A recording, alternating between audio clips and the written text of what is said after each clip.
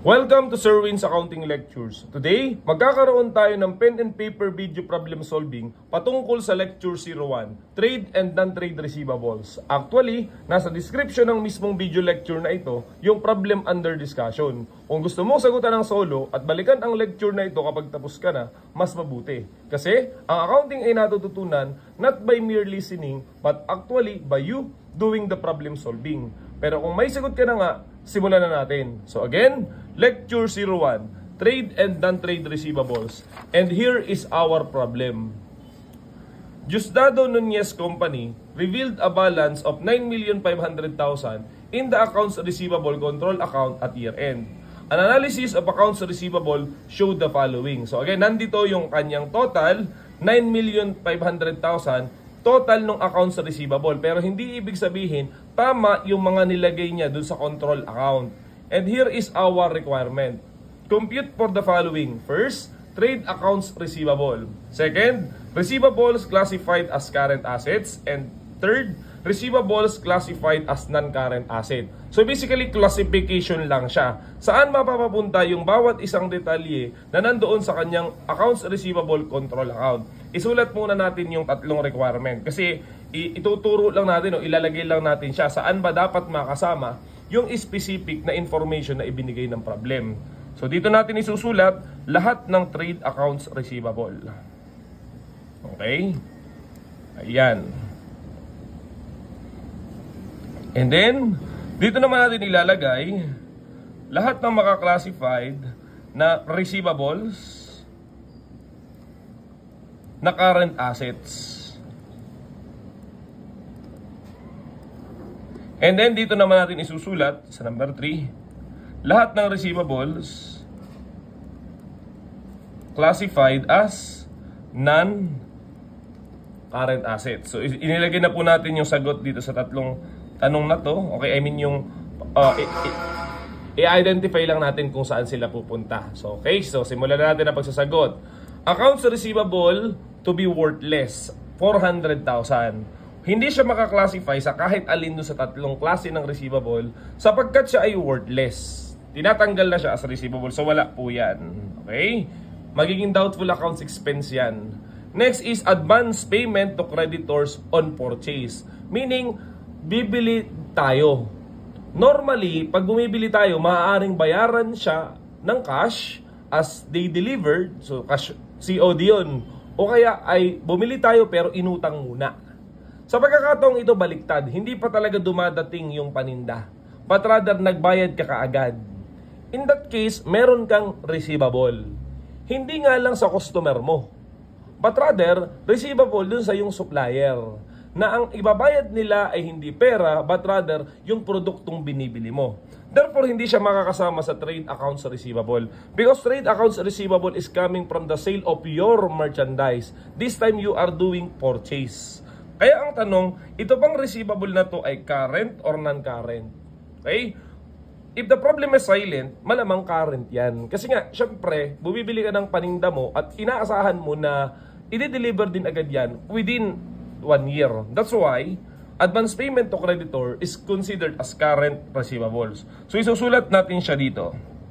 Advance payment to creditors amounting to 800,000. Next, advances to affiliated entities. So, same goes through. Nagbigay ka ng pera in advance, meaning may receivable ka. Kanino? In your affiliated entities, meaning mga sister company mo ito.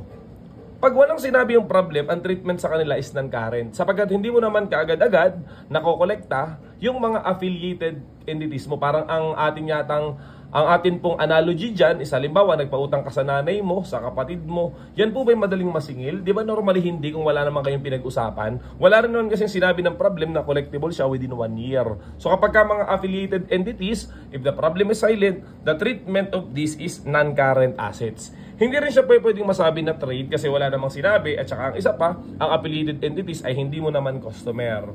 So again, i-classify na po natin yung advances to affiliates or affiliated entities amounting to 1 million.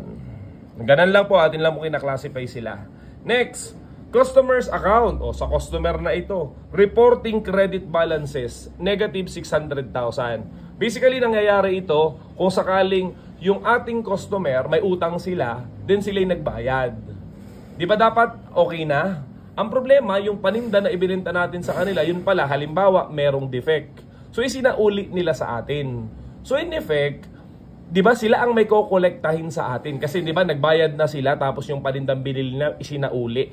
So, that will result into customers' credit balances. Ano siya? Mapapasama ba siya dun sa trade accounts receivable? The answer is no. Because hindi na siya receivable. Actually, payable siya. At ayaw ng accounting ng offsetting, kaya therefore, ang treatment ng customer's account with credit balances is liability. So this one will also be ignored.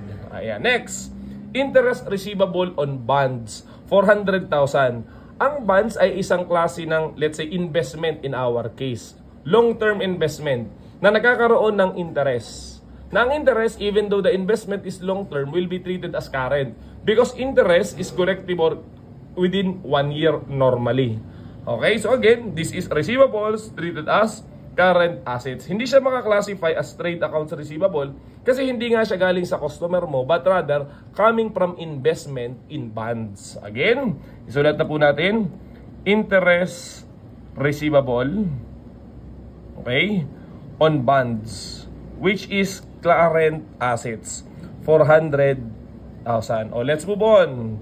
Trade accounts receivable unassigned, 2,600,000. Sinabi trade, so meaning galing talaga to sa customer. E ano pa itong ibig sabihin ng itong assigned na to or unassigned?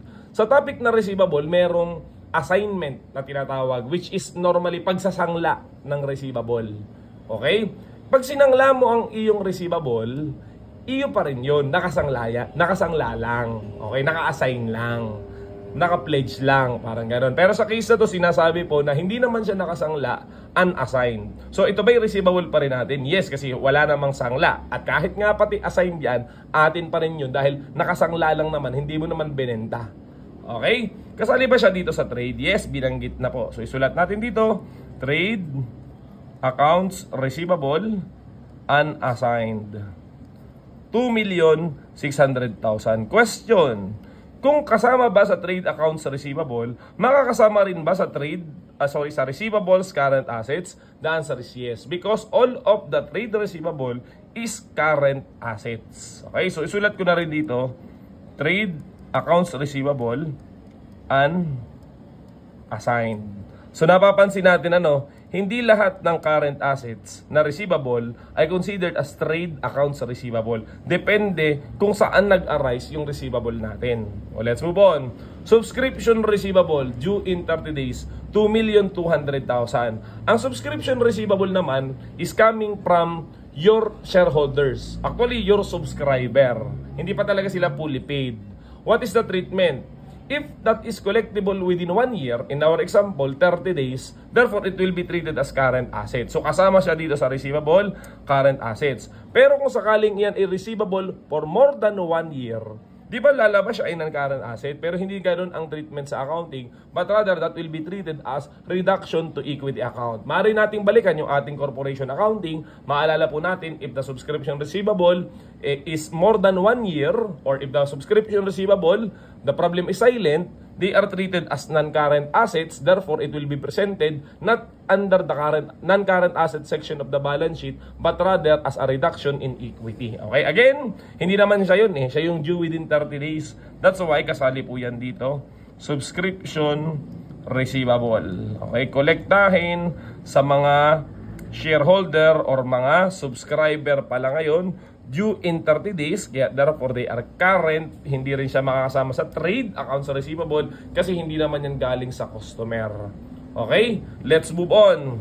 Trade accounts receivable assigned, 1,500,000. Yan na nga po yun, di ba? Yan ay pautang mo na nakasangla. Yung binabanggit natin kanina, ano ngayon kung nakasangla?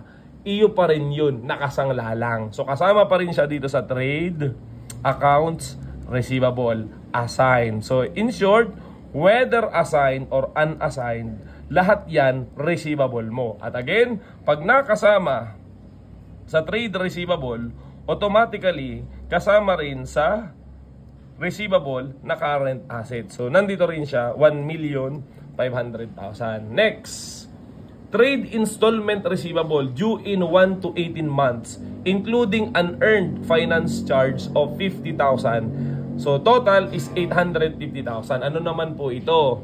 Meron kang pautang pero collectible 1 to 18 months. So ibig sabihin, it will be more than 1 year. Kasi di ba ang 1 year, 12 months. Ito hanggang 18 months. Ang tanong, ito ba ay makakasama sa trade accounts receivable?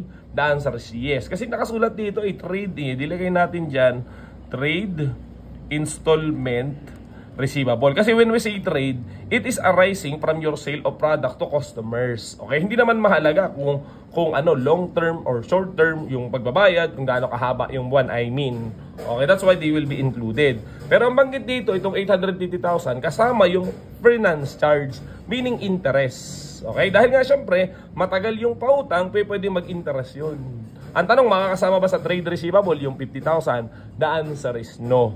Okay? Kasi nga, hindi naman siya arising from sale of product, but rather because of interest. That's why the trade accounts receivable is only 800,000. Ngayon, ito ang kasunod na tanong. 1 to 18 months yung tagal ng receivable mo. Hahatiin ba natin siya sa current or at saka non-current? Kasi meron ditong more than 12 months. The answer is no. All of the receivable will be treated as current assets. Bakit?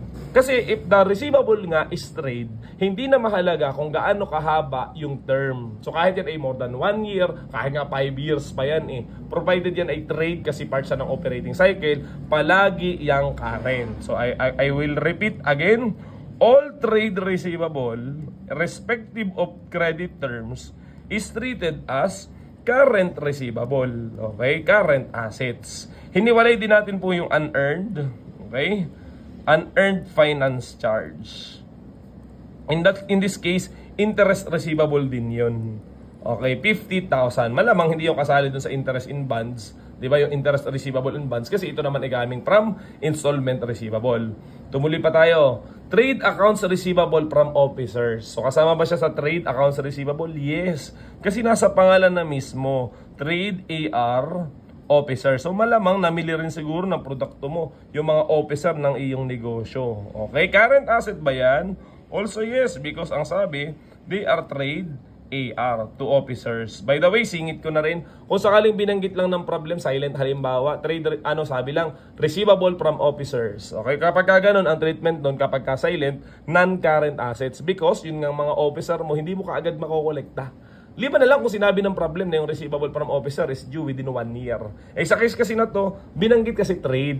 Yun yung magic word. Pag nakita mo yung trade, irrespective of credit terms, automatic current yan. Automatic kasali yan sa trade accounts receivable. So again, 150,000. Tumuli pa tayo. Trade accounts on which post-dated checks are held and no entries were made on the receipts of check. Anong ibig sabihin nito? Meron nang nagbayad. Okay, may cheque na.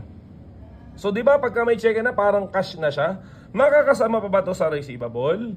Answer, supposedly hindi na. Bakit? Bayad na may cheque na Di ba may cheque na? Ang problema lang, yung cheque is post-dated. You remember what does it mean? Kung kunwari ang date ngayon ay let's say December 31, 2024. Pero yung cheque ay naka 2025 pa. So hindi pa siya bayad kasi hindi mo pa naman pwedeng ma-encash sa bangko yung cheque na post-dated kasi 2025 mo pa siya mapepera. So in this case, kahit po yan ay cheque pa lang, kahit yan ay cheque na, kahit cheque na yan, hindi yan cash. But rather, receivable pa rin yan. Okay? So saan sa makakasama? Dahil binanggit po yan ay trade account, kasali pa rin yan sa trade receivable. So trade accounts, okay? Post-dated checks. Yan na lang alagay natin na description. Okay? Receivable pa rin yan, amounting to 200,000. And again, lahat po ng trade accounts ay automatically current pa rin siya. Okay? Sa totoo, pwede nga ang ginawa mo, sinagutan mo muna yung trade, tapos kung ano yung total na lang nila, nilagay mo na rin dito sa receivable current kasi lahat naman nga ng trade ay automatically current assets. Pero di bali na, ang ginawa po natin dito, isinulat na lang natin lahat sila. Okay, 200,000 So sana wala tayong nalimutan. And then, tapos na yung ating problem, atin na lang po siyang ito-total. How much is the total trade accounts receivable? So i-add natin 2,600,000 plus 1,500,000 plus 800,000 plus 150,000 plus 200,000. Okay, therefore, our trade accounts receivable is 5,250,000. Double rule. How about receivables, current assets? So we have here advances from advance payment to creditors, 800,000 plus interest receivable in bonds, 400,000. Trade accounts receivable unassigned, 2,600,000. Subscription receivable, 30 days, 2,200,000. And then AR assigned, okay, 1,500,000. Then 800,000 yung installment receivable. It's finance charge, 50,000. And then AR to officers, 150,000. And lastly, our trade receivable from post-dated checks, 200,000. That would be 8,700,000. Okay, double rule. Tapos na rin siya, nasagutan na rin yung number 2. At bilang panghuli, compute for receivable non-current, I believe, isa lang yan. Advances to affiliated entities, 1 million because it is silent. Hindi ina-assume na yan po ay trade. Hindi rin ina-assume na current asset kasi kaya rin coming from affiliated entities. Hindi lang natin nakasama dito po ay itong accounts receivable worthless because it will be treated as an expense. Write-off na siya. And yung customer's account, reporting credit balances because that will be treated as liability. So yun lamang at maraming salamat.